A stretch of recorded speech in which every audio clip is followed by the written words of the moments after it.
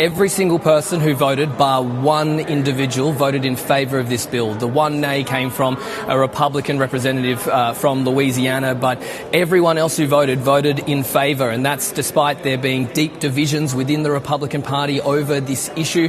We heard fierce debate ahead of this vote where House Speaker Republican Mike Johnson attacked the Democrats. He claimed that this was purely being done political, and if they cared about survivors, then why didn't they put this bill forward during the Biden era?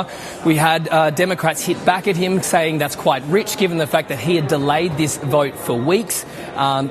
And, you know, they've been blaming it as a Democrat hoax, but this is a bipartisan bill, meaning both Republicans and Democrats put this forward. And they used a tool to leapfrog Mike Johnson's authority, meaning that they could force a vote without his authorization.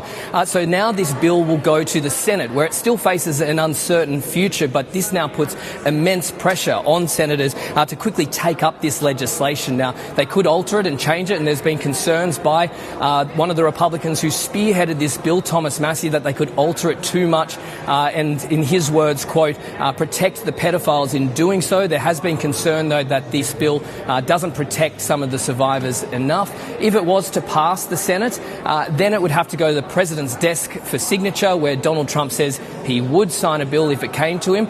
Of course, though, he could just order the Department of Justice to release all unclassified documents related to Jeffrey Epstein without needing to go through this entire process in Congress. Now, Republican Congresswoman Marjorie Taylor Greene says there is still a long way to go.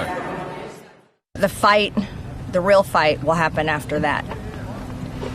While I want to see every single name released so that these women don't have to live in fear and intimidation, which is something I've had a small taste of in just the past few days.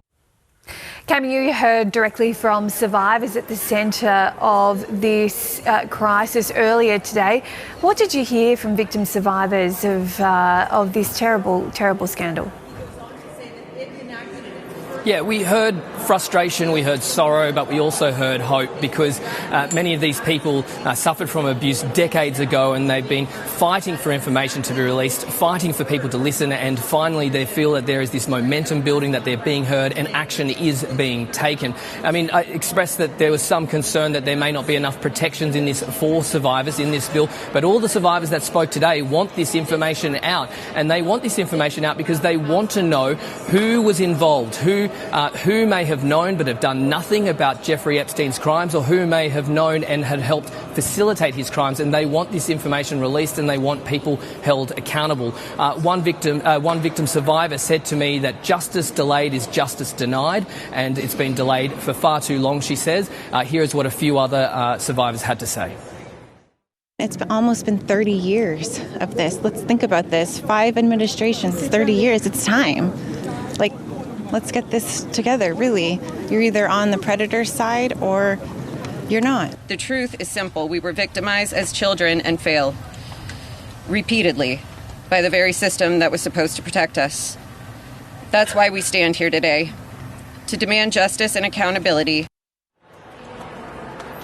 Now, for weeks, Donald Trump, the president, was trying to kill this bill. He was trying to dissuade Republicans to vote against this bill, and he was blaming it as a Democrat hoax, saying that this was intended to distract the public from the work that the White House is doing. But, of course, this is bipartisan. These stories from these survivors are not hoaxes and they're not scams, and it was clear that enough Republicans were willing to defy his orders. So then he's backflipped and now says he supports this bill. But this is essentially Congress just doing its job and not necessarily following in line with what the Oval Office says. And from these documents being released, we've seen already action. We've seen a UK ambassador removed from the United States. We saw Andrew Mountbatten Windsor lose his title as Prince Andrew. We've seen a former Treasury Secretary announce that he's stepping away from public life. All of this has come because of the work that's been done in Congress. And so now it goes to the Senate, and it will be seen, it's yet to be seen how urgently they'll take up this legislation, or if there'll be future delay tactics ahead.